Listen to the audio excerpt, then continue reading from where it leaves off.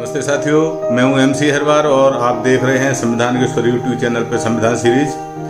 अभी तक article 19(1)(d) के अंतर्गत भारत में कहीं भी घूमने फिरने की आज़ादी के संवैधानिक प्रावधान हैं। इस संबंध में उपरोक्त आर्टिकल पर चर्चा की जा चुकी है।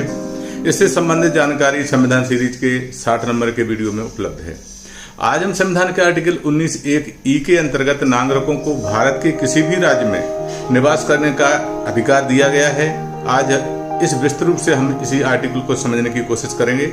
चर्चा करने के पूर्व आर्टिकल 19(1)(e) में संविधान के मूल शब्द क्या है, सर्वप्रथम हम यही जानने की कोशिश करते हैं, जो इस प्रकार है।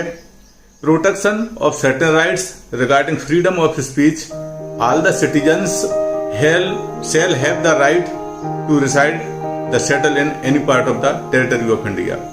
यदि हिंदी में समझे, वाक स्वतंत्र आदि अधिकारों का संरक्षण के अंतर्गत सभी नागरिकों को भारत संघ के राज्य क्षेत्र के किसी भी भाग में निवास करने और बस जाने का संवैधानिक अधिकार है। यदि हम सरल शब्दों में इसकी व्याख्या करें तो आर्टिकल 19(1)(e) सभी नागरिकों को संपूर्ण भारत में निवास करने या बस जाने की स्वतंत्रता प्रदान करता है। इसके लिए उसे किसी पूर्व अनुमति की आवश्यकता नहीं है। निवास की स्वतंत्रता आर्टिकल 19(1)(e) और भ्रमण की स्वतंत्रता आर्टिकल 19(1)(d) एक दूसरे के पूरक हैं और दोनों का उद्देश्य राष्ट्रीय एकता की स्थापना करना है। भ्रमण की स्वतंत्रता की भांति निवास की स्वतंत्रता पर साधारण जनता के लिए किसी अनुसूचित जाति के हित के संरक्षण के लिए राज्य उपयुक्त प्रतिबंध लगा सकता है। भ्रमण की स्वतंत्रता से संबंधित अधिकांश निश्चय निवास की स्वतंत्रता से भी संबंधित हैं। राज्य द्वारा भ्रमण और निवास की स्वतंत्रता को आपातकाल में भी कम या निलंबित किया जा सकता है।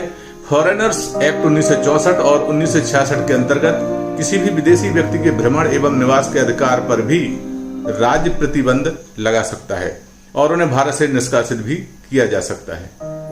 क्या इस संबंध में सुप्रीम कोर्ट के कोई फैसले आए हैं? जी हाँ, यह प्रकरण है action committee versus union of India. 18 जुलाई 1994 को इसका निर्णय आया और इसका ऑपरेटिंग पैरा है SCC 423। इस फैसले को श्री जस्टिस अहमदी साहब ने लिखा है। इस बेंच में Ahmadi, AM Ahmadi justice Sawant, justice Punchhi, justice MM Yogeshwar, justice Dayal, justice Singh थे।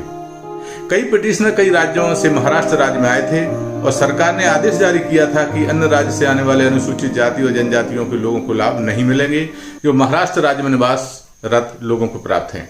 एक्शन कमेटी ने महाराष्ट्र राज्य के इस आदेश को इस आधार पर सुप्रीम कोर्ट में चुनौती दी। एक्शन कमेटी ने अपने पिटीशन में कहा कि उसमें उनके अनुसार संविधान के आर्टिकल 19(1)(e) के अंतर्गत मूलतः अधिकारों का उल्लंघन होता है। एक्शन कमेटी द्वारा लगाई गई पिटीशन के संबंध में उच्चतम न्यायालय की 5 सदस्यीय पीठ ने निर्णय दिया कि जब एक अनुसूचित जाति जनजाति का व्यक्ति जिसका नाम किसी अन्य राज्य की सूची में भी उसी वर्ग में सम्मिलित है और यदि वह दूसरे राज्य में बसने या रहने जाता है तो उसे उस राज्य में वह विशेष अधिकार और लाभ प्राप्त नहीं होंगे जो उस राज्य के उसी वर्ग के लोगों को प्राप्त है। यह आर्टिकल 341 और 342 की भाषा से भी स्पष्ट है। राष्ट्रपति अनुसूचित जातियों और जनजातियों के प्रत्येक राज्य के राज्यपाल से परामर्श से सूची भी निर्दिष्ट करते हैं। ऐसी जातियों का निर्धारण किया जाता है। उसे उसका लाभ उसी राज्य में मिलेगा जहां वह मूल रूप से रहता है, लेकिन वह दूसरे राज्य में माइग्रेट करता है तो उस राज्य में उसका लाभ नहीं मिलेगा। इस प्रकार 5 जजों की संवैधानिक पीठ में एक एक्शन कमेटी के द्वारा लगाई गई याचिका को खारिज कर दिया। आर्टिकल 19(1)(e) के अंतर्गत उच्चतम न्यायालय एक अन्य फैसले इब्राहिम वजीर बनाम मुंबई राज्य 1954 ऑपरेटिंग पैरा 229 का भी अध्ययन इस संबंध में किया जा सकता है। तो साथियों, यह थी उच्चतम न्यायालय के आर्टिकल 19(1)(e) के अंतर्गत एक फैसले की जानकारी जो आपको समक्ष प्रस्तुत की गई है। जल्दी ही अगले आर्टिकल 19(1)(f) जो वृत्ति, उपजीविका, व्यापार एवं कारोबार करने की स्वतंत्रता सेक्शन 6 के अंतर्गत संविधान में हमें देता है, उक्त जानकारी के साथ आपके समक्ष पुनः उपस्थित होंगे। अंत में जरूर आपको जानकारी मिलाना चाहते हैं कि संविधान के पालन करने हेतु केंद्र और राज्य शासन द्वारा कई कानून बनाए गए हैं, जैसे भारतीय दंड संहिता 1807, दंड प्रक्रिया संहिता 1973, UAPA एक्ट इत्यादि। इसके बारे में जागरूक नागरिक होने की बात है, हमें इसका अध्ययन करते रहना चाहिए।